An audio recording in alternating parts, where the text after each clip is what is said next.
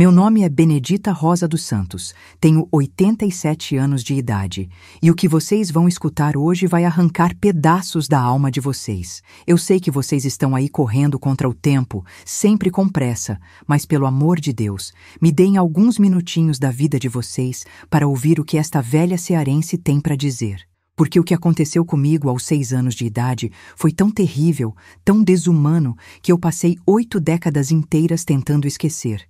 Mas chegou o momento de vocês saberem como uma criança pode ser quebrada em 1000 pedaços pela própria família. Olhem nos meus olhos através dessa telinha e vejam uma mulher que sobreviveu ao inferno na terra. Eu não estou aqui para ganhar pena de ninguém.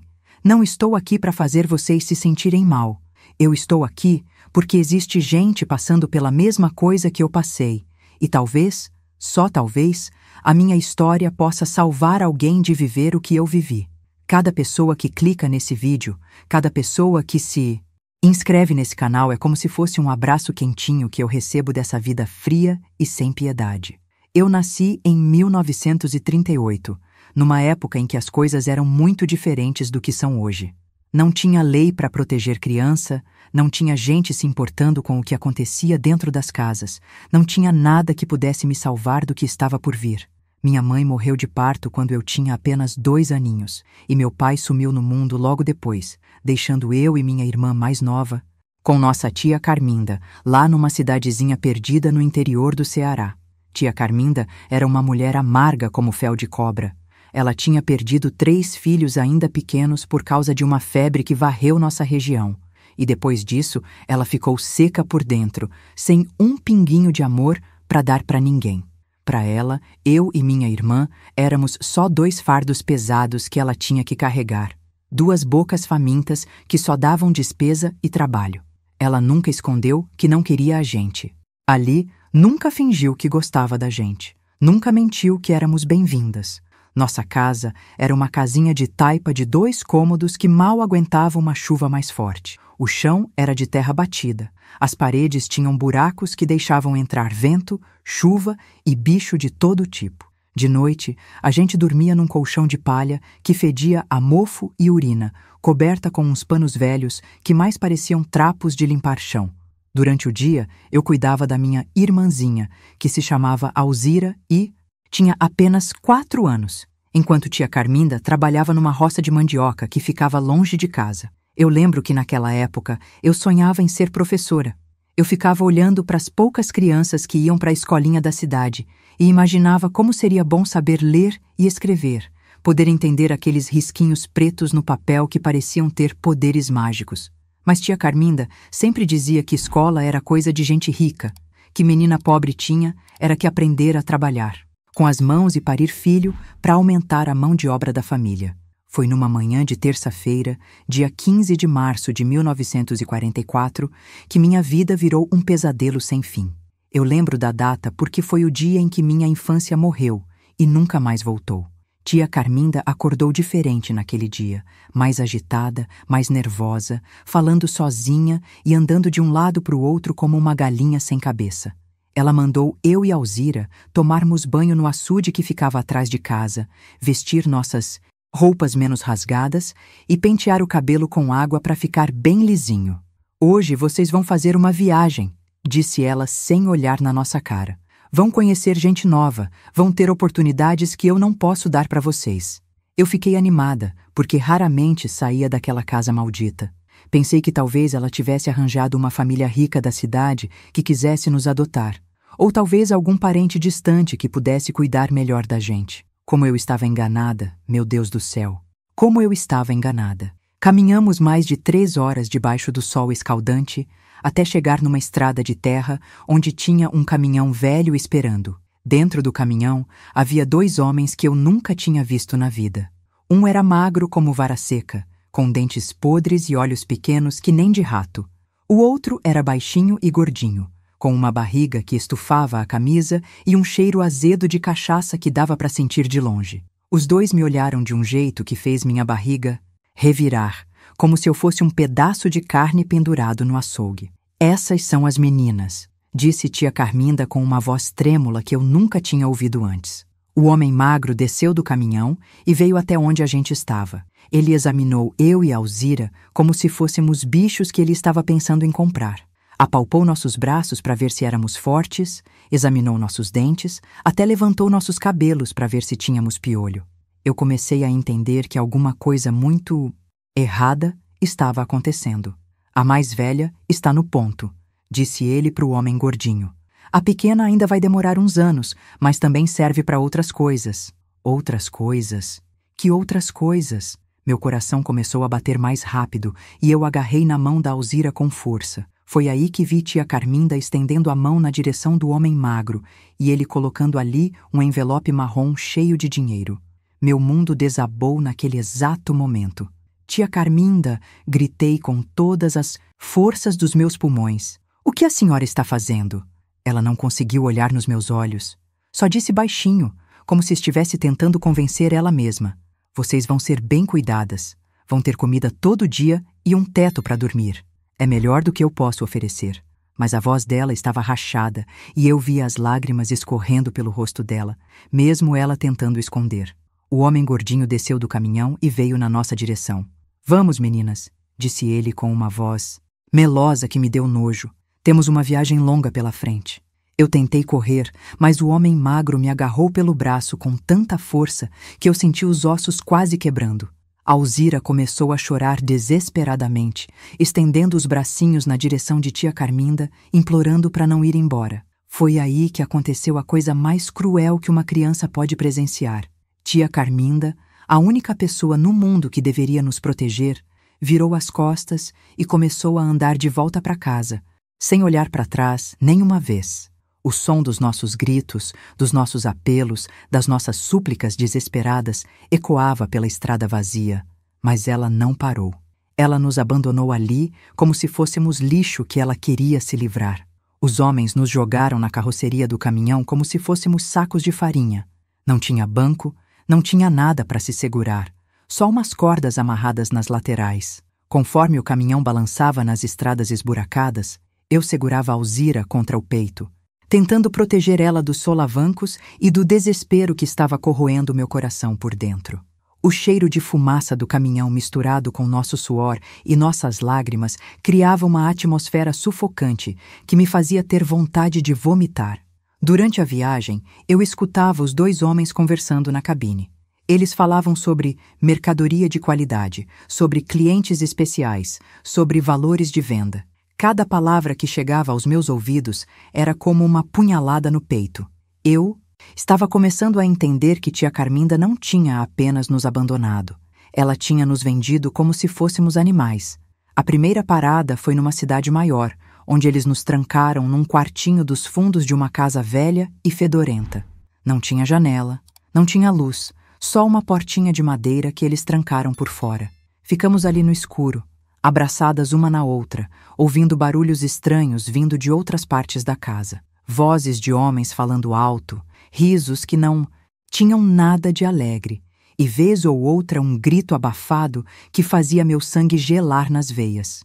Uma mulher apareceu depois de algumas horas. Era uma mulher alta e magra, com cabelos desgrenhados e olhos mortos como de peixe na feira. Ela trouxe uns pedaços de pão duro e um copo de água suja para a gente dividir. Comam, disse ela com uma voz áspera, porque não sei quando vão comer de novo. Quando Alzira começou a chorar pedindo pela tia Carminda, a mulher riu de um jeito que me arrepiou toda. Esqueçam essa história de tia. Vocês não têm mais família. Agora vocês são propriedade de outras pessoas. Propriedade. Essa palavra ficou martelando na minha cabeça o resto da noite. Como é que uma pessoa pode ser propriedade de outra? Como é que uma criança pode ser comprada e vendida como se fosse uma galinha ou uma cabra? Mas eu estava aprendendo da pior maneira possível que no mundo existe gente capaz de qualquer maldade, e que crianças como eu e Alzira éramos as vítimas mais fáceis de todas. Na manhã seguinte, outro homem apareceu. Era mais novo que os outros dois, talvez uns 25 anos, mas tinha um jeito frio e calculista que me deu ainda mais medo. Ele examinou eu e Alzira da mesma forma que os outros tinham feito, como se estivesse avaliando gado no curral. A pequena vai para casa da dona Eulália, disse ele. A mais velha vem comigo. Meu coração quase parou de bater quando entendi que iam separar eu e minha irmãzinha. Belo Horizonte durou 3 dias inteiros, e durante todo esse tempo eu fiquei espremida no banco traseiro daquele carro, junto com uma mulher magra e amargurada que Aristides chamava de Dona Lourdes. Ela não falou uma palavra comigo durante toda a viagem. Só ficava olhando pela janela e mastigando rapé com uma cara de poucos amigos. O cheiro do rapé misturado com o suor dela me dava náusea, e o balanço do carro nas estradas esburacadas fazia meu estômago revirar a cada curva. Aristides dirigia devagar, parando em toda a bodega que encontrava pelo caminho para tomar cachaça e conversar com outros homens que tinham a mesma cara de desalmado que ele. Durante essas paradas, Dona Lourdes me segurava pelo pulso com força, como se eu fosse tentar fugir correndo pela estrada afora. E pior, ela não me deixava nem descer do carro para fazer minhas necessidades direito. Eu tinha que me aliviar do lado do carro mesmo, passando vergonha na frente de todo mundo, enquanto ela ficava de olho em mim como um cachorro vigiando um osso. No segundo dia de viagem, quando paramos numa cidade pequena para pegar combustível, eu vi uma coisa que me chamou a atenção. Tinha uma igreja pequenina do lado da estrada, e na porta estava uma mulher de cabelos brancos, distribuindo pães para uma fila de crianças maltrapilhas. Ela cantava uma música religiosa enquanto abençoava cada criança que passava na frente dela. E eu senti uma saudade tão grande da minha mãe que comecei a chorar ali, mesmo no banco do carro. "Para de choradeira", rosnou Dona Lourdes me beliscando no braço com tanta força que ficou marca. "Menina chorona não serve para nada na vida. É melhor você ir se acostumando desde já com sua nova realidade." Aristides voltou para o carro fedendo a álcool e remédio, ligou o motor e seguimos viagem pela estrada empoeirada, deixando para trás aquela imagem de caridade cristã que foi a última coisa boa que eu vi durante muito tempo. Quando chegamos na capital, eu fiquei impressionada com o tamanho daqueles prédios enormes e com a quantidade de gente andando para as ruas. Era um mundo completamente diferente de tudo que eu conhecia. Carros barulhentos, buzinas tocando sem parar, vendedores gritando nas esquinas e um cheiro forte de fumaça que fazia meus olhos arderem. Aristides dirigiu por ruas cada vez mais estreitas e sujas até parar numa casa pequena e mal conservada num bairro que parecia ter sido esquecido por Deus. A casa onde Aristides me levou não tinha nada a ver com o palácio que ele tinha prometido para minha mãe. Era um sobrado velho e mal pintado, com as janelas protegidas por grades enferrujadas e uma porta de madeira que parecia estar caindo aos pedaços. Do lado de dentro, o cheiro era ainda pior. Uma mistura de mofo, comida azeda e algo podre que eu não conseguia identificar.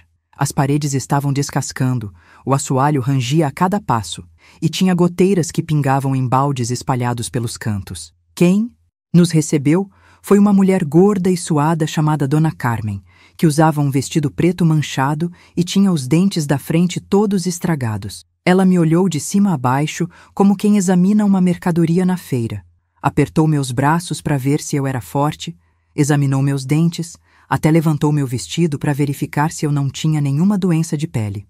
"Ela é pequena demais", reclamou ela para Aristides. "Os clientes preferem as mais desenvolvidas. Ela vai crescer rapidinho", respondeu Aristides, tirando um envelope grosso do bolso. "E enquanto isso, pode ajudar com os serviços da casa.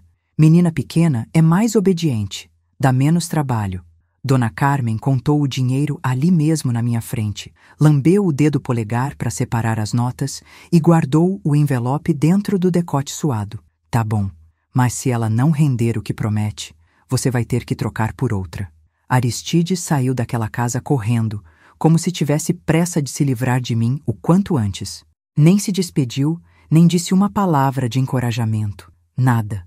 Simplesmente desapareceu na escuridão da rua, me deixando sozinha com aquela mulher horrorosa que já estava me empurrando escada acima com as mãos grossas e sujas. A escada de madeira gemia sob nossos pés e cada degrau que subíamos parecia me levar mais longe da minha antiga vida.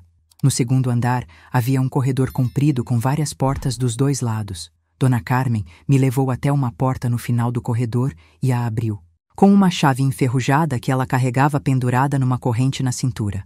"Esse vai ser seu quarto", disse ela me empurrando para dentro. O que ela chamava de quarto era na verdade um cubículo minúsculo, sem janela, com apenas um colchonete fino jogado no chão e um balde no canto que servia de banheiro.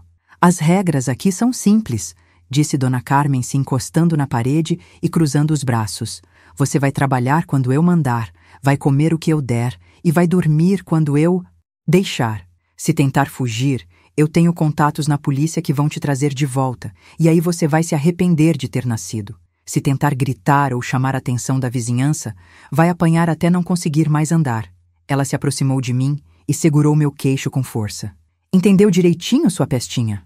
Eu assenti com a cabeça, apavorada demais para conseguir falar alguma coisa. Dona Carmen riu de um jeito que me deu arrepios na espinha toda. Ótimo. Amanhã cedo você vai conhecer suas obrigações aqui na casa. Por hoje, pode ir se acostumando com seu novo lar. Ela saiu do cubículo e trancou a porta por fora, me deixando sozinha na escuridão mais completa. Naquela primeira noite, eu nem consegui fechar os olhos. O colchonete estava fedendo a urina e tinha uns buracos por onde saíam pedaços de espuma amarelada. O balde no canto cheirava tão mal que eu precisava respirar pela boca para não vomitar. Do corredor vinham sons estranhos, passos pesados, portas batendo, vozes de homens que eu não conhecia e às vezes uns gritos abafados que pareciam de dor ou desespero. Mas o que mais me assombrava eram as vozes de outras crianças. Eu ouvia choros baixinhos, súplicas sussurradas e até conversas em português misturado com palavras de outras línguas que eu não entendia. Quantas crianças estavam presas naquela casa igual a mim? De onde elas tinham vindo? O que tinha acontecido com elas? Essas perguntas martelavam na minha cabeça sem parar e eu rezava para todos os santos que conhecia pedindo proteção. No dia seguinte, Dona Carmen acordou todo mundo antes do sol nascer. Ela batia nas portas com um cabo de vassoura e gritava para todo mundo se levantar. Vamos, suas preguiçosas! O dia de trabalho já começou.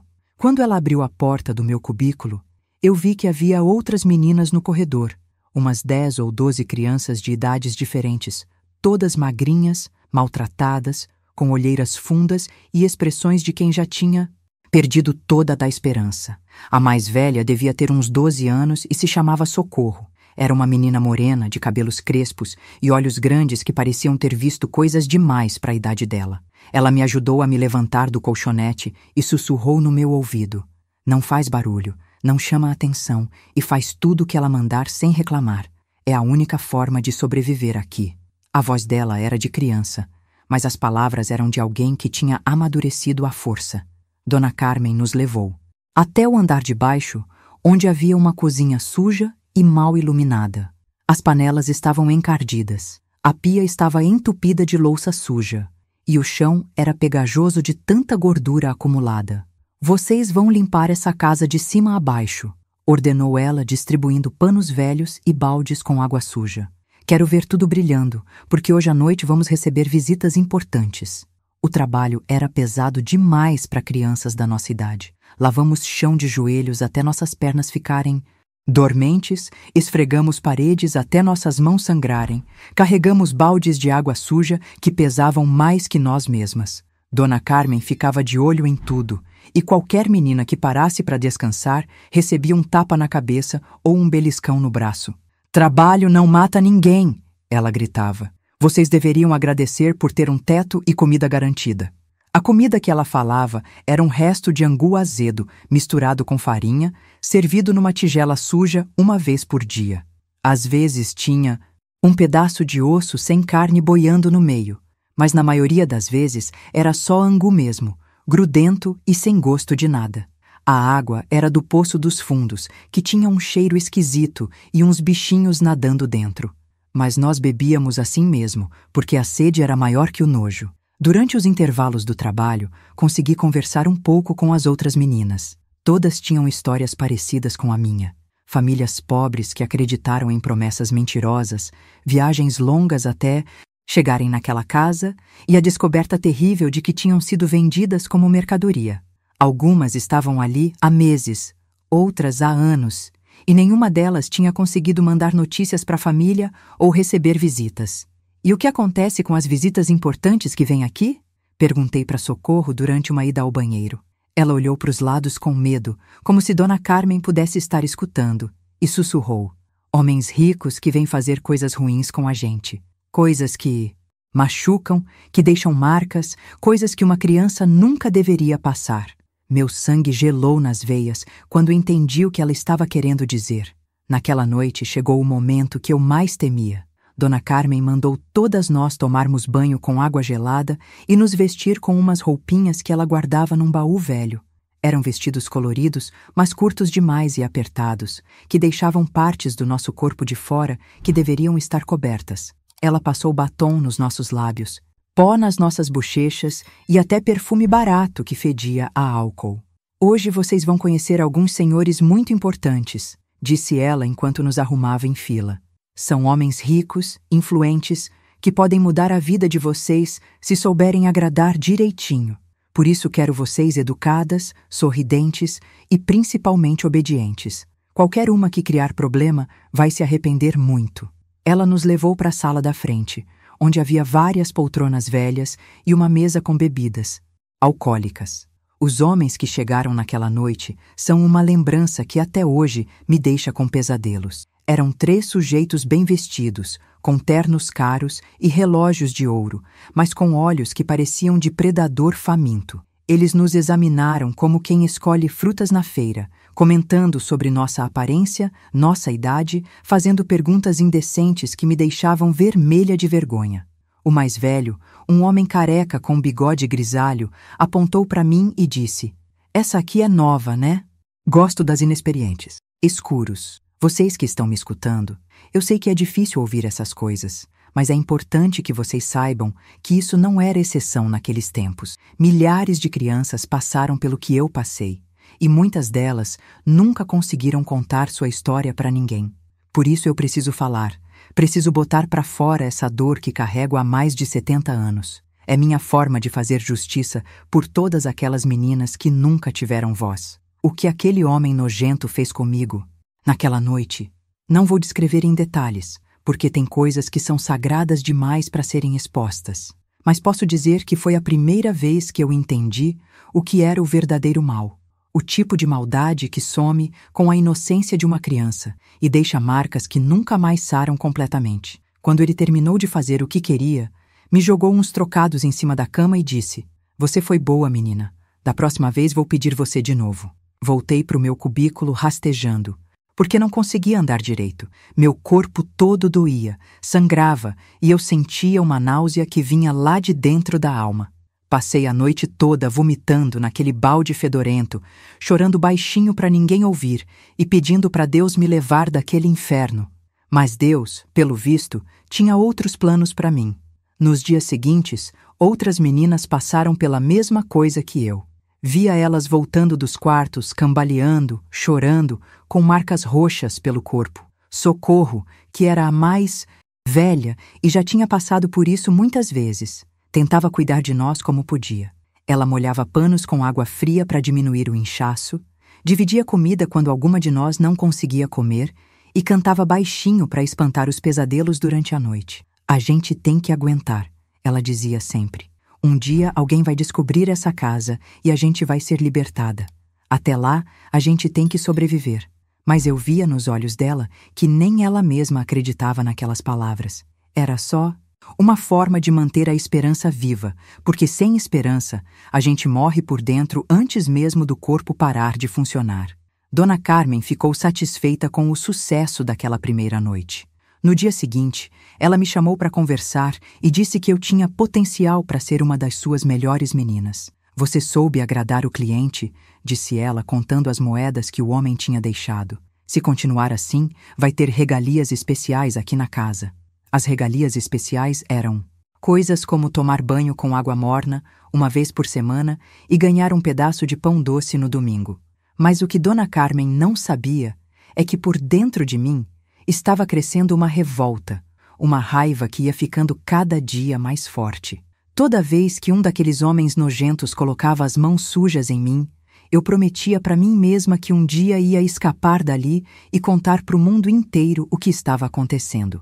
Guardava cada rosto, cada nome, cada detalhe do que eles faziam, como se minha Memória fosse um livro onde eu escrevia tudo para não esquecer nunca. Foram-se passando os meses, e nossa rotina era sempre a mesma. Trabalho pesado durante o dia, banho e preparação à tarde, e os homens chegando à noite. Alguns eram mais velhos, outros mais novos, mas todos tinham a mesma cara de quem não via nas nossas crianças seres humanos, só objetos para satisfazer seus instintos doentios. Havia delegados de polícia, vereadores, comerciantes ricos, até padres que apareciam por ali de vez em quando. Um dia chegou na casa um homem diferente dos outros. Era mais novo, talvez uns 30 anos, bem vestido, mas sem aquele olhar predador dos outros clientes. Ele ficou conversando com Dona Carmen na sala, e eu consegui escutar parte da conversa de trás da porta da cozinha. Ele não estava ali para fazer o que os outros faziam. Estava investigando denúncias de trabalho infantil na região.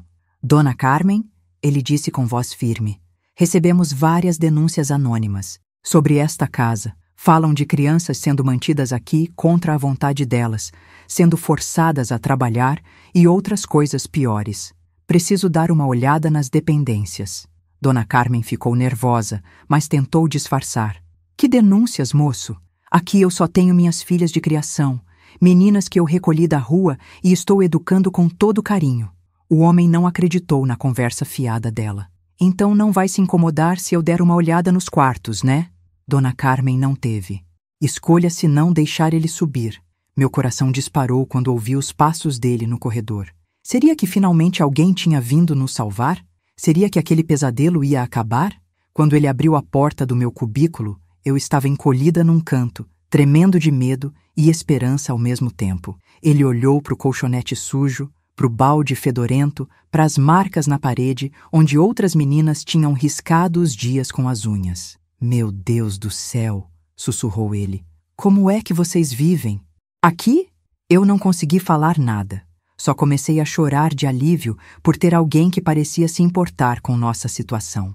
Ele visitou todos os outros cubículos e encontrou as meninas nas mesmas condições, maltratadas, subnutridas, com marcas de violência pelo corpo. Quando desceu para conversar com Dona Carmen novamente, a voz dele estava mudada.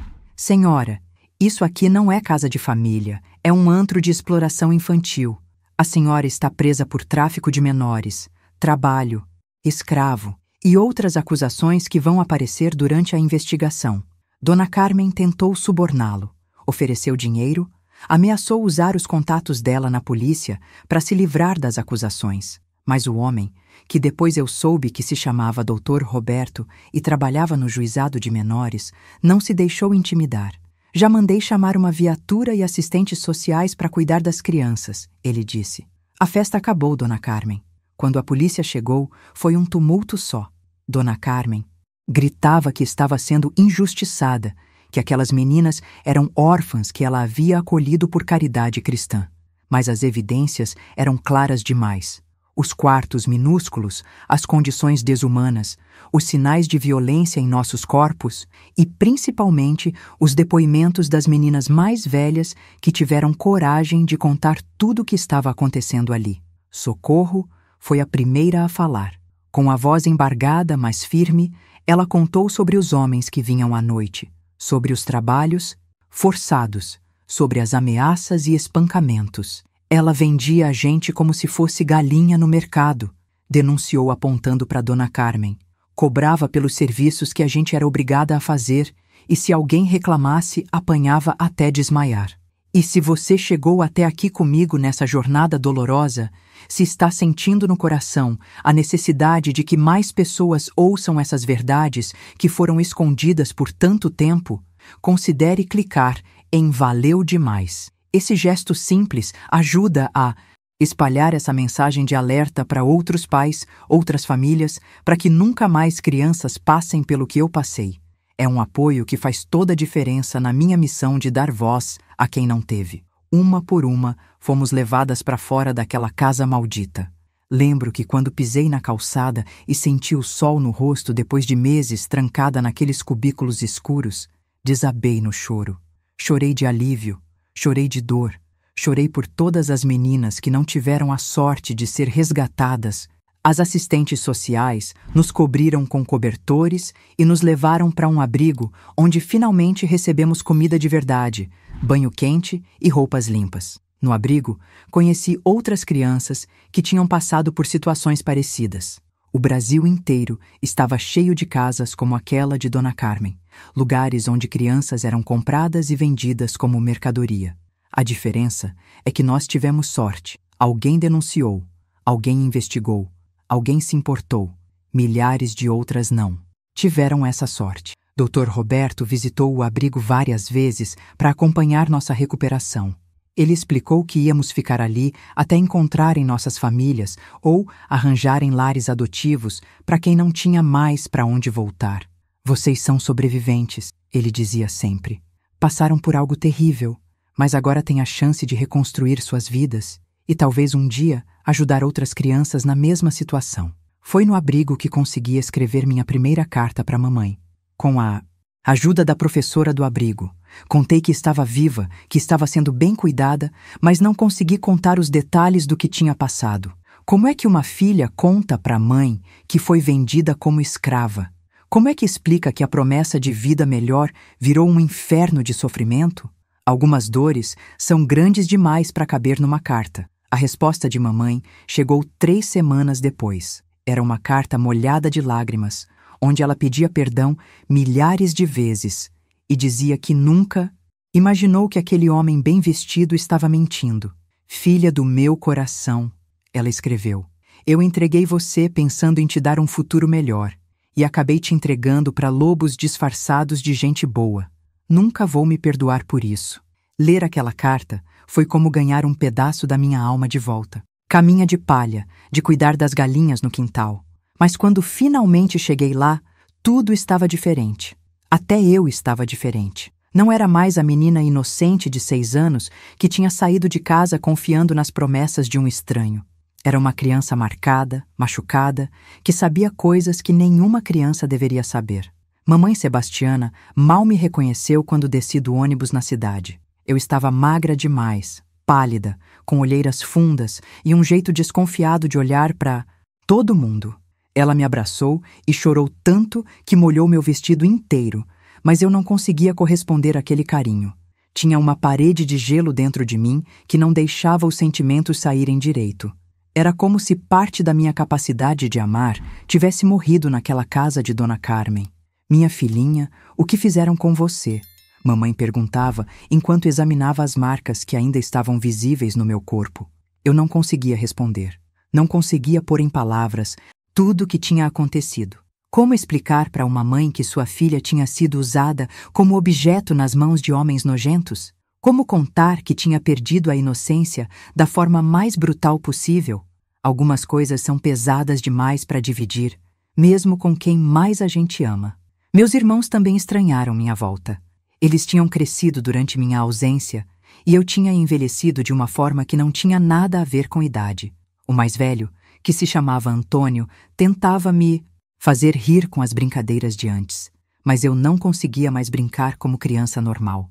Qualquer toque inesperado me fazia pular de susto. Qualquer som mais alto me deixava apavorada. Eu tinha desenvolvido um medo constante que não me largava nem durante o sono. As primeiras semanas em casa foram um verdadeiro inferno. Durante o dia, eu tentava ajudar mamãe com os afazeres domésticos, mas qualquer coisa me lembrava da casa de Dona Carmen. O cheiro de comida cozinhando me fazia lembrar daquele angu azedo que comíamos lá. O barulho de passos no corredor me fazia pensar nos homens chegando à noite. Até o simples ato de tomar banho virou um pesadelo, porque me lembrava dos banhos forçados antes dos clientes chegarem. Mas as noites eram piores ainda. Eu acordava gritando, suando frio, com pesadelos onde estava de volta naquela casa maldita. Via o rosto de Dona Carmen me ameaçando, sentia as mãos daqueles homens me tocando, ouvia os gritos das outras meninas, ecoando pelos corredores. Mamãe vinha correndo para o meu quarto toda noite, me abraçava até eu parar de tremer, mas eu sabia que ela também estava sofrendo por não saber como me ajudar. O pior é que na cidade pequena onde morávamos, as pessoas começaram a falar. Boatos corriam de boca em boca sobre onde eu tinha estado, o que tinha acontecido comigo. Algumas pessoas sussurravam quando eu passava na rua, outras me olhavam com pena, e tinha até quem dizia que eu estava suja. E não. Prestava mais para casar quando crescesse. Essa crueldade das pessoas que se diziam cristãs machucava quase tanto quanto o que eu tinha passado na cidade grande. Na escola, que eu tentei voltar a frequentar, a situação não era melhor. As outras crianças faziam perguntas indiscretas, queriam saber detalhes da minha aventura na capital. Os professores me tratavam como se eu fosse feita de cristal, com uma piedade que me deixava ainda mais constrangida. Eu que sempre fui boa aluna, não. Conseguia mais me concentrar nas lições. As letras dançavam na minha frente, os números não faziam sentido, e minha mente vivia voltando para os momentos de terror que tinha vivido. Foi nessa época que conheci Dona Judite, uma senhora idosa que morava sozinha na casa ao lado da igreja. Ela tinha sido professora a vida inteira e tinha um jeito especial de lidar com crianças traumatizadas. Um dia ela me viu chorando debaixo da mangueira na praça e veio conversar comigo. Menina, disse ela, se sentando do meu lado, dor que fica guardada por dentro apodrece como fruta no porão. Precisa de ar e luz para cicatrizar direito. Dona Judite se tornou minha confidente, a primeira pessoa para quem consegui contar pedaços da minha história. Ela não ficava fazendo perguntas mórbidas, nem demonstrava pena exagerada. Só escutava, assentava com a cabeça e de vez em quando dizia uma palavra de encorajamento. Você é mais forte do que imagina. Ela repetia sempre. Sobreviveu ao pior que pode acontecer com uma criança, e isso significa que tem uma força especial dentro de você. Com a ajuda de Dona Judite, aprendi a ler a Bíblia Sagrada. Nas palavras dos Salmos, encontrei um consolo que não conseguia achar em nenhum outro lugar. O Senhor está perto dos que têm o coração quebrantado e salva os contritos de espírito. Eu lia todas as noites antes de dormir. Aquelas palavras antigas pareciam ter sido escritas especialmente para mim, para todas as crianças que tinham passado pelo que eu passei. Dona Judite também me ensinou a escrever melhor. Escrever é uma forma de botar para fora os demônios que moram na nossa cabeça, ela dizia. Comecei a manter um diário onde anotava meus pesadelos, minhas lembranças, meus medos. No início, eram só palavras soltas, frases sem sentido, gritos no papel. Mas aos poucos foi virando uma narrativa mais organizada, um testemunho do que tinha acontecido comigo. E se essa mensagem está tocando fundo no seu coração, se você sente que precisa apoiar essa missão de dar voz a quem não teve, considere apoiar esse canal com um clique no Valeu Demais. É graças a esse carinho que conseguimos continuar trazendo histórias como essa, feitas especialmente para pessoas que sentem com profundidade e merecem conhecer a verdade sobre nosso passado. Quando fiz 10 anos, aconteceu algo que mudou completamente o rumo da minha vida. Dr. Roberto, o homem que tinha me salvado da casa de Dona Carmen, apareceu na nossa cidade. Ele estava fazendo uma investigação mais ampla sobre o tráfico de crianças na região e queria conversar comigo sobre outros casos parecidos com o meu. Mamãe ficou com medo de me deixar falar, achando que ia me fazer mal reviver aquelas lembranças. Mas eu insisti que queria ajudar. Mamãe, eu disse, se a minha história pode salvar outras crianças de passar pelo que eu passei, então vale a pena contar. Dr. Roberto ficou impressionado com minha maturidade para a idade que eu tinha. Disse que meu depoimento ia ser fundamental para desmantelar uma rede de tráfico que operava em várias cidades do interior. Durante os interrogatórios, que duraram várias semanas, consegui identificar vários dos homens que frequentavam a casa de Dona Carmen. Lembrava do rosto de cada um deles, dos nomes que usavam, dos carros que dirigiam. Minha memória tinha guardado cada detalhe, como se fosse um arquivo de provas que um dia seria usado para fazer justiça. Dr. Roberto dizia que eu era uma testemunha excepcional, que meu depoimento ia ajudar a condenar muitos criminosos. Mas o processo foi longo e doloroso. Tive que repetir minha história inúmeras vezes, para diferentes pessoas, em salas cheias de homens de terno que me olhavam com curiosidade mórbida. Algumas vezes me senti como se estivesse sendo julgada, como se fosse culpada pelo que tinha acontecido comigo. Havia advogados dos réus que tentavam desqualificar meu testemunho, dizendo que eu era muito nova, para lembrar direito, que podia estar inventando coisas. A primeira condenação saiu quando eu tinha 12 anos. Dona Carmen pegou 15 anos de prisão por tráfico de menores, trabalho escravo e formação de quadrilha. Alguns dos homens que a frequentavam também foram condenados, mas muitos escaparam usando suas influências políticas ou subornando testemunhas. Dr. Roberto explicou que era assim mesmo. A justiça era lenta e nem sempre funcionava perfeitamente, mas cada condenação era uma vitória. O que mais me dava força para continuar era saber que outras meninas estavam sendo salvas por causa do meu testemunho. Dr. Roberto me contava sobre casas que estavam sendo fechadas, crianças que estavam sendo resgatadas, famílias que estavam sendo reunidas. Sua coragem está salvando vidas, ele dizia. Cada vez que você conta sua história, está impedindo que outras crianças passem pelo mesmo sofrimento. Mas nem todo mundo via as coisas dessa forma. Na nossa cidade, alguns vizinhos começaram a criticar mamãe por me deixar se exibir nos jornais e na televisão.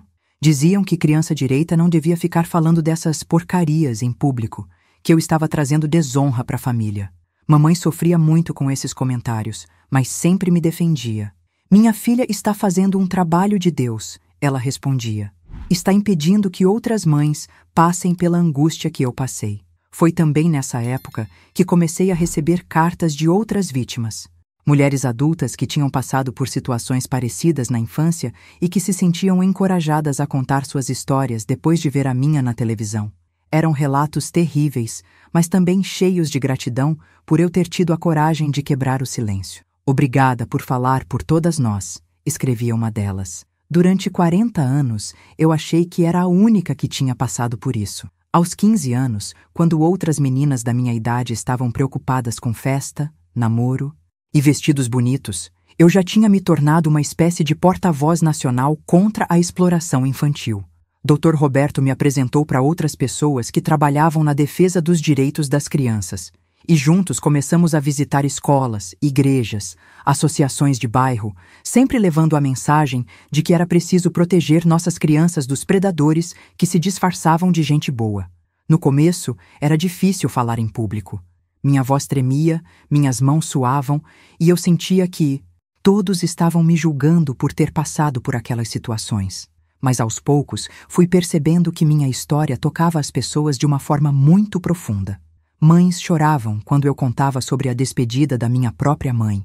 Pais ficavam revoltados quando eu descrevia os homens que abusavam de crianças, e todo mundo saía das palestras mais consciente dos perigos que rondavam suas famílias. Foi durante uma dessas palestras, numa cidade do interior de São Paulo, que conheci o homem que mudaria minha vida para sempre. Ele se chamava João Carlos, era professor de uma escola rural e tinha perdido uma sobrinha para o tráfico de crianças alguns anos antes. Depois da palestra, ele se aproximou de mim com os olhos cheios de lágrimas e disse: "Obrigado por dar voz à minha sobrinha. Ela nunca foi encontrada, mas ouvir sua história me fez sentir que ela não foi esquecida." João Carlos era diferente de todos os homens que eu tinha conhecido. Era gentil sem ser invasivo, protetor sem ser possessivo e, principalmente, respeitava meus limites emocionais. Ele entendia que eu precisava de tempo para confiar, que certos toques me assustavam, que algumas situações me lembravam do passado. Começamos uma amizade que foi crescendo devagar, como planta que precisa de cuidado especial para florescer. Mamãe Sebastiana ficou desconfiada no começo. "Filha", ela dizia, "depois de tudo que você passou, será que é prudente se envolver com um homem?" Mas eu expliquei para ela que João Carlos era diferente. "Mamãe, ele me conheceu através da minha dor, não apesar dela. Sabe tudo o que passei e ainda assim me trata como se eu fosse a mulher mais preciosa do mundo." E era verdade. João Carlos me via como sobrevivente, não como vítima.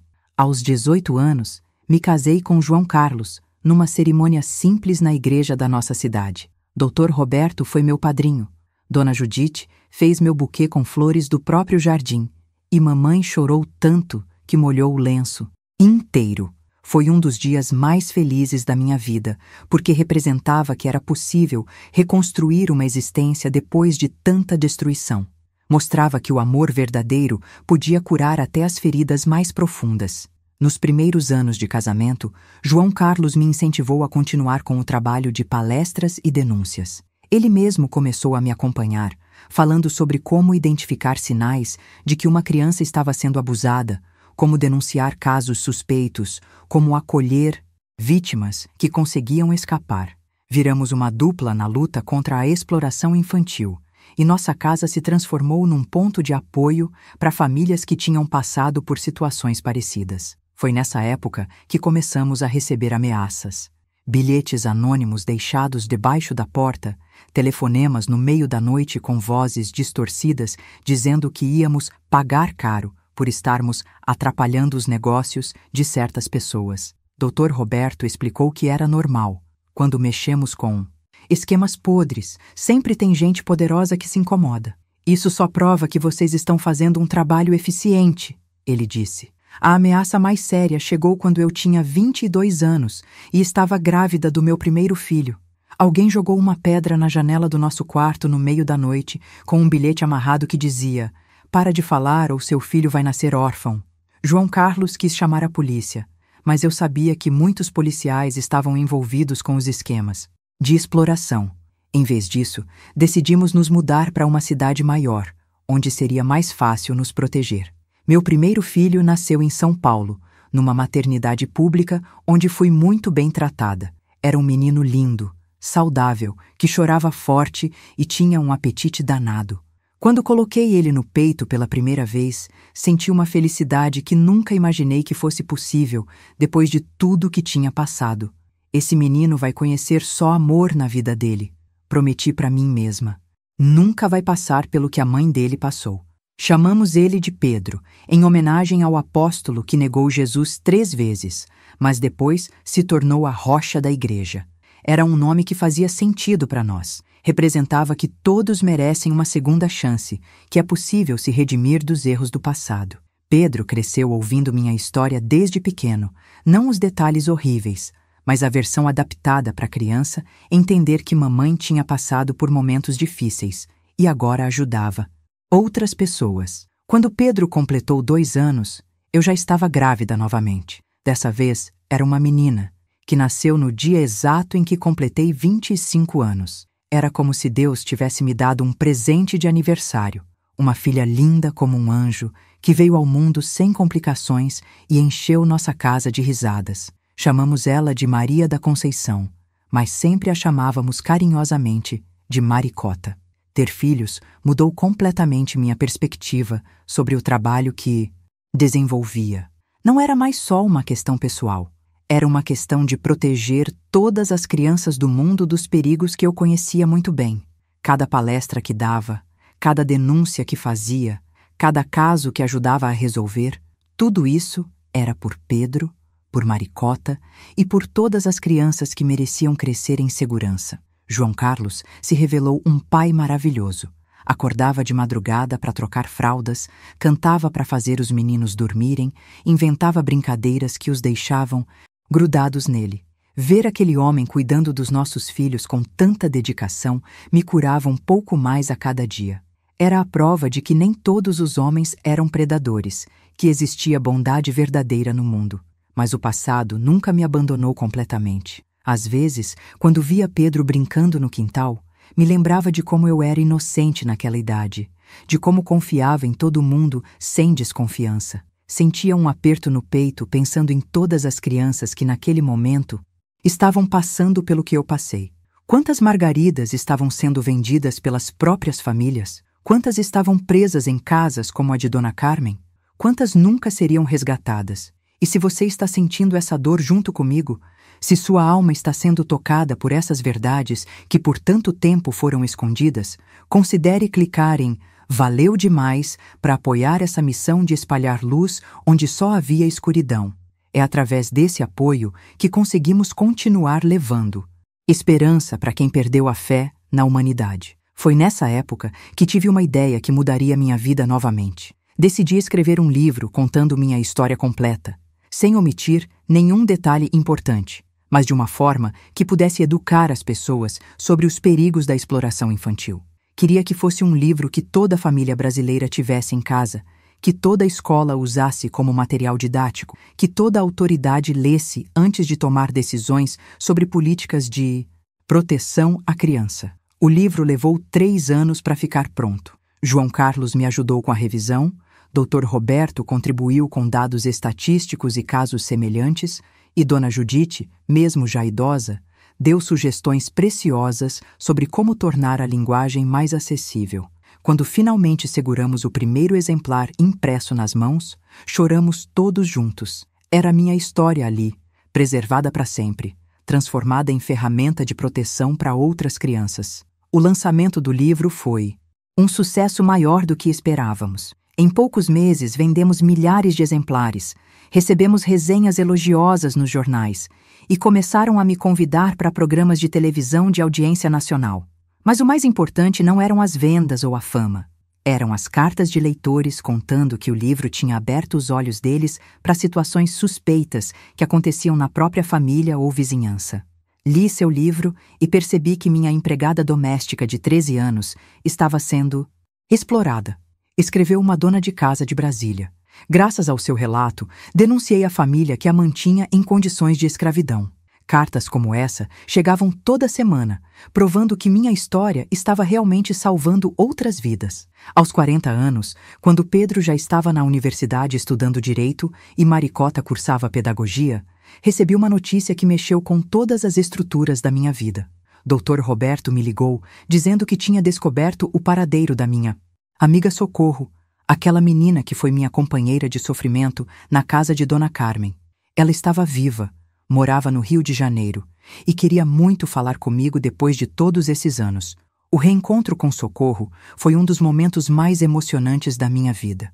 Ela tinha se tornado assistente social, especializada justamente em casos de exploração infantil, e durante décadas trabalhou anonimamente, salvando crianças em situações parecidas com a que vivemos juntas. Quando nos vimos novamente, depois de mais de 30 anos, abraçamos e choramos como se fôssemos irmãs que tinham se perdido e finalmente se encontrado. Margarida, ela disse segurando minhas mãos, você foi minha inspiração todos esses anos. Quando vi você na televisão falando sobre nossa experiência, percebi que também podia transformar minha dor em propósito. Quantas crianças nós salvamos só porque tivemos a coragem de sobreviver àquele inferno? Estava certa. Nossa sobrevivência tinha um significado maior que nossa própria recuperação pessoal.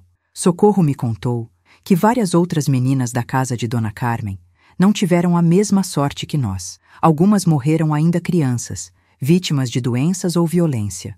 Outras nunca conseguiram se recuperar emocionalmente e acabaram se perdendo em vícios ou relacionamentos destrutivos. Nós somos as sortudas, ela disse. Temos a obrigação de honrar a memória de quem não conseguiu chegar até aqui.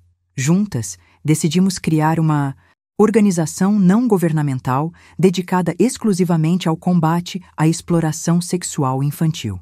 Usamos nossas experiências pessoais, nossos conhecimentos profissionais e, principalmente, nossa credibilidade como sobreviventes para desenvolver programas de prevenção, resgate e reabilitação. Chamamos a organização de Vozes da Esperança, porque queríamos dar voz a quem não teve e esperança a quem perdeu. A ONG cresceu rapidamente. Conseguimos apoio de empresários sensibilizados pela nossa causa, parcerias com universidades que pesquisavam o tema e, principalmente, a colaboração de dezenas de outras sobreviventes que saíram do anonimato para ajudar no trabalho. Em 5 anos, já tínhamos escritórios em 10 cidades, uma equipe de 50 voluntários, e havíamos ajudado no resgate de mais de 200 crianças. O trabalho mais gratificante era acompanhar a recuperação dessas crianças, ver uma menina que chegava até nós traumatizada, desconfiada, machucada, e meses depois, estar brincando, sorrindo, sonhando com o futuro, era uma alegria que não cabe em palavras. Cada criança salva era uma vitória contra o sistema que tentou nos destruir quando éramos pequenas. Mas nem tudo eram flores. O trabalho da ONG também trouxe ameaças mais sérias do que eu já tinha recebido antes. Estávamos mexendo com esquemas muito poderosos, desarticulando redes que envolviam gente importante, prejudicando negócios que movimentavam muito dinheiro. Uma noite, nosso escritório principal foi invadido e completamente destruído. Quebraram computadores, rasgaram documentos e deixaram um recado ameaçador na parede. Parem de se meter onde não são chamadas. Mas em vez de nos intimidar, aquilo só nos deu mais força para continuar. João Carlos sempre me apoiou, mesmo quando as ameaças se tornaram mais diretas contra a nossa família. Margarida, ele dizia, se pararmos agora, todas as crianças que sofreram foram em vão. Nossa missão é maior que nosso medo. E tinha razão. Não podíamos abandonar a luta justamente quando estávamos fazendo mais diferença. Aos 50 anos, me tornei avó pela primeira vez. Pedro se casou com uma moça maravilhosa, chamada Ana Cristina, e me presentearam com um netinho lindo que chamaram de Gabriel. Quando segurei aquela criancinha nos braços, senti uma responsabilidade ainda maior de deixar um mundo melhor para ele. Vovó vai fazer de tudo para que você cresça num país onde nenhuma criança seja vendida como mercadoria. Prometi baixinho no ouvido dele. Gabriel cresceu ouvindo as histórias da vovó, naturalmente adaptadas para a idade dele. Explicava que vovó trabalhava ajudando crianças que estavam em situações perigosas, que nem todos os adultos eram pessoas boas, mas que sempre existem pessoas dispostas a proteger os pequenos. Ele cresceu sabendo que tinha uma avó especial, que lutava pelos direitos das crianças no país inteiro. Maricota também me deu netos. 2 meninas lindas chamadas Sofia e Valentina. Ver essas crianças brincando no quintal de casa, livres, protegidas, amadas, me fazia pensar em todas as meninas da minha época que não tiveram essa sorte. Cada risada delas era uma vitória contra o sistema que tentou nos destruir quando éramos pequenas. A ONG Vozes da Esperança completou 15 anos de existência quando eu já tinha 65 anos. Nesse tempo, conseguimos ajudar no resgate de mais de 1.000 crianças, implementar programas de prevenção em 100 cidades brasileiras e, principalmente, mudar a mentalidade da sociedade sobre a exploração infantil. O que antes era visto como normal pelos padrões da época, agora era reconhecido como crime grave. Mas o trabalho mais importante talvez tenha sido com as próprias sobreviventes. Criamos grupos de apoio onde mulheres que passaram por situações parecidas com a minha podiam conversar, dividir experiências e, principalmente, descobrir que não estavam sozinhas. Muitas delas se tornaram voluntárias da ONG, transformando suas cicatrizes em ferramentas de cura para outras pessoas. Uma dessas mulheres me marcou profundamente. Ela se chamava Rosemary e tinha sido vendida pela própria família aos 9 anos, passando por situações ainda piores que as minhas. Quando chegou até nós, estava completamente destruída emocionalmente. Não confiava em ninguém. Não conseguia olhar nos olhos de outras pessoas. Levou 3 anos de terapia e muito carinho para ela começar a se recuperar. Dona Margarida, ela me disse num dos nossos encontros, a senhora me salvou de 2 formas. Primeiro me mostrando que era possível sobreviver ao que aconteceu comigo. Depois me dando um propósito na vida. Rosemary se tornou uma das nossas melhores colaboradoras, especializando-se no atendimento de crianças recém-resgatadas. Sabia exatamente o que dizer, como agir, que cuidados eram necessários. Quando completei 70 anos, decidi que era hora de passar o comando da ONG para pessoas mais jovens, mas continuei como conselheira e porta-voz. Pedro, que se formou em Direito e se especializou em Direitos Humanos, assumiu a presidência da organização. Ver meu filho dando continuidade ao trabalho da minha vida foi uma das maiores alegrias que já senti. Maricota, que se tornou pedagoga especializada em educação inclusiva, desenvolveu programas especiais para integrar crianças resgatadas no sistema escolar. Ela entendia que muitas dessas crianças tinham perdido anos de estudo e precisavam de métodos diferenciados para recuperar o tempo perdido. Mamãe, ela dizia, educação é a melhor forma de prevenir que essas crianças voltem a ser exploradas. Foi nessa época que escrevi meu segundo livro, este mais voltado para educadores e profissionais que trabalham com crianças em situação de risco. Queria compartilhar tudo o que tinha aprendido durante décadas de trabalho, todas as técnicas que funcionavam melhor, todos os erros que deviam ser evitados. O livro se tornou referência na área e até hoje é usado em cursos de formação pelo país inteiro. Hoje, aos 78 anos, quando olho para trás e vejo tudo o que conseguimos realizar, sinto que valeu a pena ter sobrevivido àquele inferno. Cada criança salva, cada família reunida, cada predador condenado, Tudo isso dá sentido ao sofrimento que passei na infância. Transformei minha maior dor na minha maior missão. E isso me deu um propósito que vai além da minha própria existência. Agora que estou na reta final da minha vida, olho para trás e vejo que minha história não foi só minha. Foi a história de milhares de crianças brasileiras que passaram pelo que eu passei. E, infelizmente, ainda é a história de muitas que continuam passando pelos mesmos horrores hoje em dia. O Brasil mudou muito desde os anos 50, mas alguns demônios ainda assombram nosso país. Alguns monstros ainda se disfarçam de gente boa para enganar famílias desesperadas. Há poucos meses, recebi uma ligação que mexeu com todas as estruturas do meu coração já cansado. Era uma assistente social de Fortaleza me contando sobre uma operação que tinha desmantelado uma rede de exploração sexual infantil que funcionava exatamente como a casa de Dona Carmen há mais de 60 anos. As crianças vinham do interior, vendidas pelas próprias famílias, mantidas em cativeiro, forçadas a satisfazer os desejos doentios de homens ricos e influentes.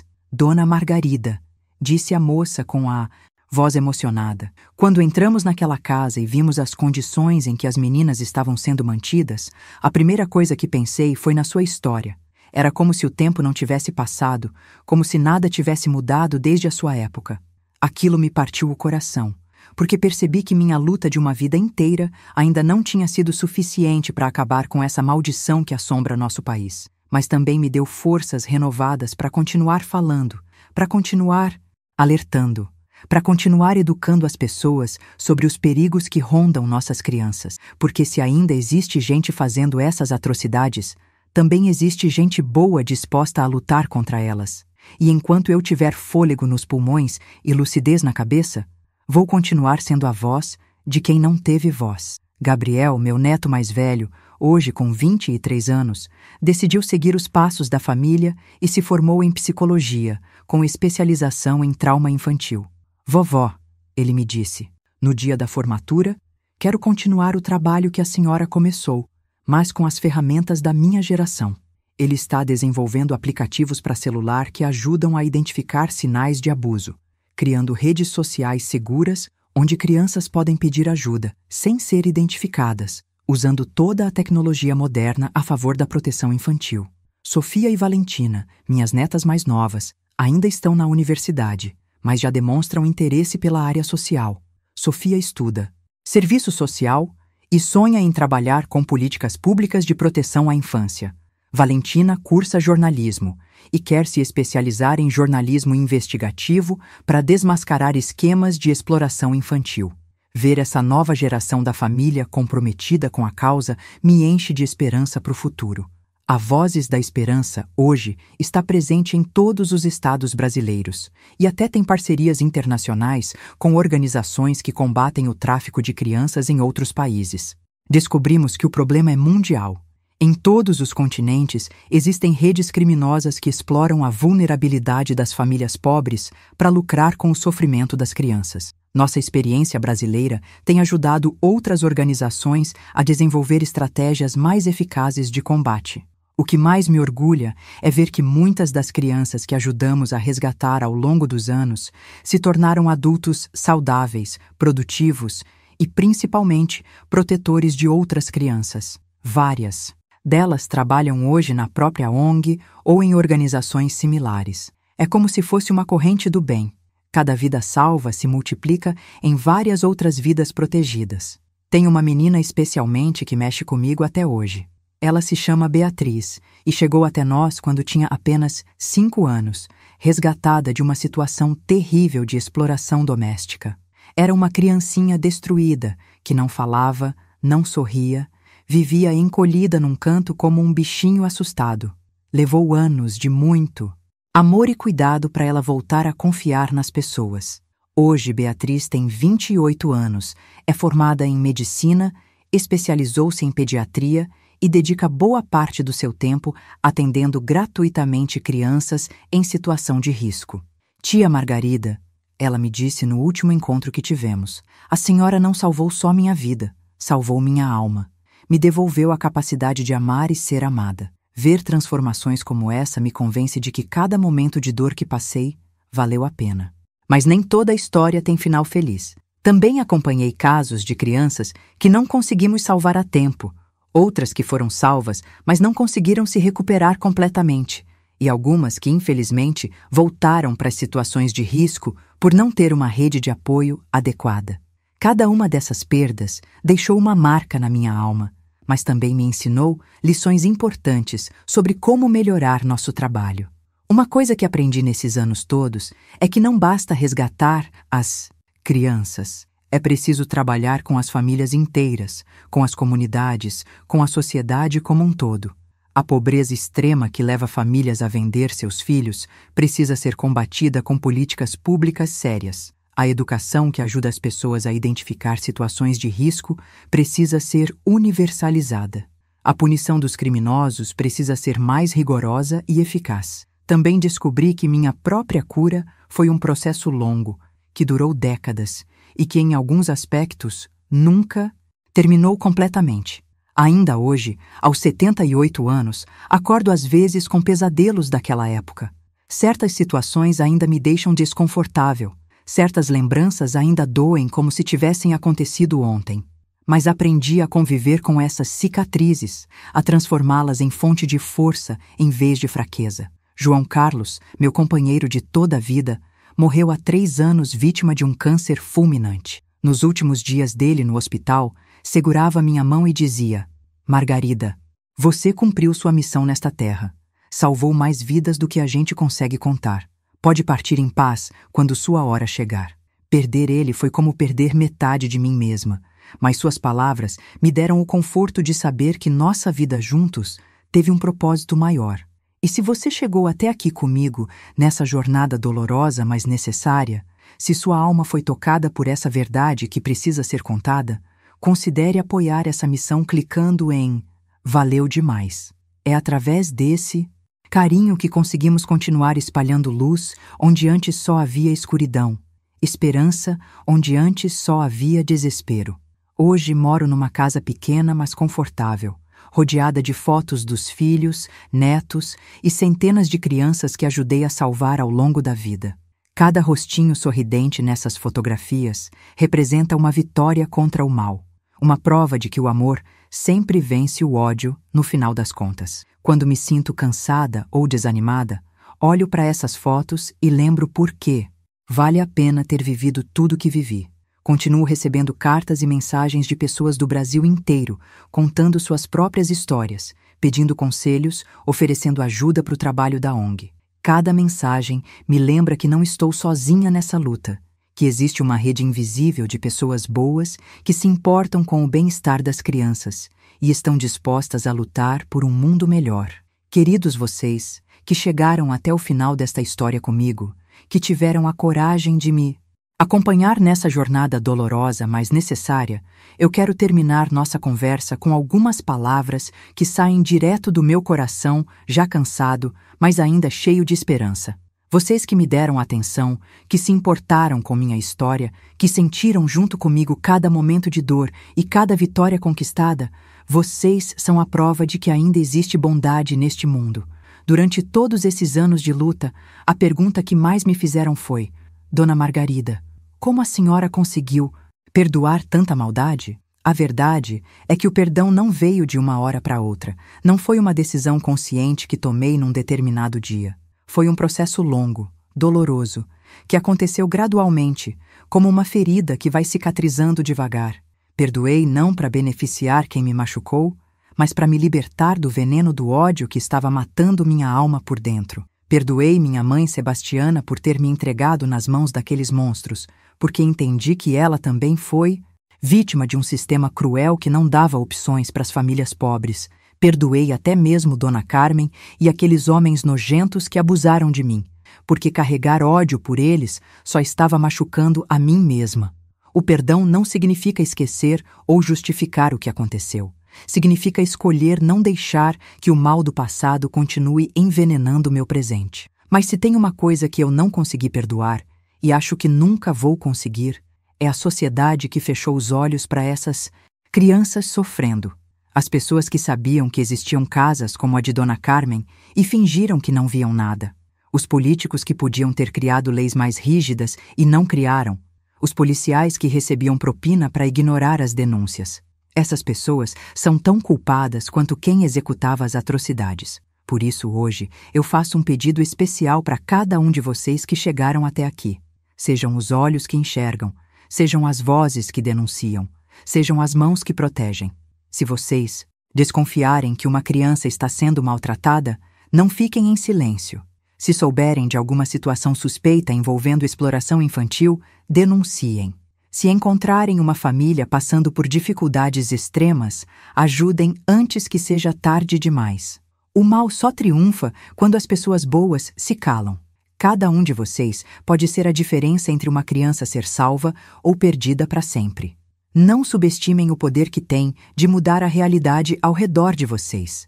Uma denúncia, uma atitude, um gesto de proteção podem salvar uma vida inteira de sofrimento. Quero falar também diretamente para as mães e pais que estão me ouvindo. Desconfiem de promessas fáceis demais, de pessoas que aparecem oferecendo oportunidades mirabolantes para os seus filhos. Gente boa não precisa prometer mundos e fundos para conseguir ajudar uma criança. Gente boa não tem pressa, não pressiona, não oferece dinheiro em troca de crianças. Se a situação de vocês está difícil, procurem ajuda nos órgãos competentes, nas igrejas, nas organizações assistenciais sérias. Nunca entreguem seus filhos para estranhos, por mais bem vestidos e convincentes que pareçam. E para os jovens que estão me escutando, eu deixo este recado. Vocês são a geração que pode acabar de vez com essa maldição da exploração infantil no Brasil. Vocês têm acesso à informação, têm ferramentas de comunicação que a gente não tinha na minha época, têm leis mais rígidas para apoiá-los. Usem tudo isso a favor da proteção das crianças. Não deixem que as atrocidades que aconteceram comigo e com milhares de outras crianças continuem acontecendo no século XXI. Estudem, se informem, se especializem na área de proteção infantil. O país precisa de psicólogos, assistentes sociais, educadores, advogados, médicos, jornalistas, policiais, políticos comprometidos com essa causa.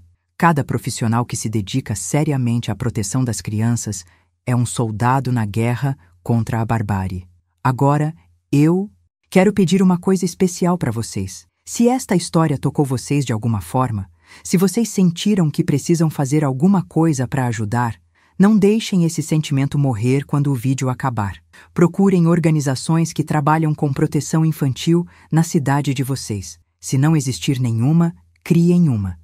Doem seu tempo, seu conhecimento, seu dinheiro se puderem. Mas principalmente, doem sua atenção para as crianças ao redor de vocês. Sejam os adultos que vocês gostariam de ter encontrado quando eram crianças. Sejam o abraço que consola, a voz que protege, o olhar que enxerga além das aparências. Muitas vezes uma palavra de carinho, um gesto de proteção, um momento de atenção genuína podem mudar completamente a trajetória de uma criança que está sofrendo. E para terminar nossa conversa, eu quero que vocês saibam que cada pessoa que se inscreveu neste canal, que compartilhou esta história, que comentou com palavras de apoio, está ajudando a manter viva esta chama da proteção infantil. É através de vocês que esta mensagem chega a mais famílias, mais educadores, mais pessoas que podem fazer a diferença na vida de uma criança. Se vocês se emocionaram com minha história, se sentiram que ela precisa chegar a mais pessoas, eu peço com todo o carinho do meu coração cansado, se inscrevam no canal, ativem o sininho das notificações, compartilhem com suas famílias, amigos, conhecidos. Não façam isso por mim, façam pelas crianças que ainda estão sofrendo e precisam da nossa proteção. E uma última coisa, eu quero conhecer vocês melhor. Me contem nos comentários de onde vocês são, que histórias de superação vocês têm para dividir, que tipo de conteúdo gostariam de ver mais neste canal. Vocês gostaram desta história? O que ela ensinou para vocês? Como vocês se sentem depois de ouvir tudo isso? Sua participação é muito importante para mim, porque me ajuda a entender como posso continuar sendo útil, mesmo nesta fase final da minha vida. Este canal não é só meu, é nosso. É de todos nós que acreditamos que as crianças merecem ser protegidas, que acreditamos num futuro onde nenhuma criança será vendida como mercadoria, onde nenhuma infância será roubada pela ganância de adultos sem escrúpulo. Juntos somos mais fortes, juntos podemos construir um mundo melhor para os nossos filhos e netos. Eu já estou chegando no final da minha jornada terrena, mas vocês ainda têm muito caminho pela frente. Usem este caminho para fazer o bem, para proteger os mais vulneráveis, para ser a diferença que este mundo tanto precisa. E sempre que se sentirem cansados ou desanimados na luta contra a maldade, lembrem da história da menina Margarida, que virou a senhora de 78 anos que está falando com vocês hoje. Se ela conseguiu sobreviver, se conseguiu se reconstruir, se conseguiu transformar sua dor em força para salvar outras vidas, vocês também conseguem fazer sua parte nesta corrente do bem. O mal parece forte às vezes, mas o amor sempre vence no final. A luz sempre dissipa as trevas, por mais profundas que sejam. Muito obrigada por terem chegado até aqui comigo. Que Deus abençoe cada um de vocês e dê forças para continuarem lutando pelo bem. Um abraço carinhoso desta avó que aprendeu que o maior sentido da vida está em proteger quem não pode se proteger sozinho. E lembrem-se sempre, valeu demais ter vocês comigo nesta jornada de esperança e reconstrução.